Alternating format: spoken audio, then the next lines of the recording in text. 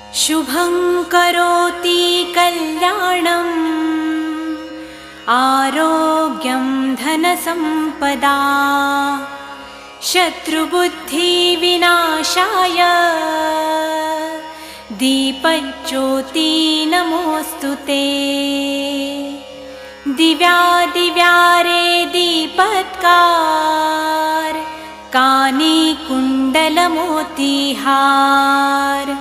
दिव्याला पाहून नमस्कार तिळाचे तेल कापसाची वात दिवा तेवे देवा पाशी उजेड पडे विष्णू पाशी।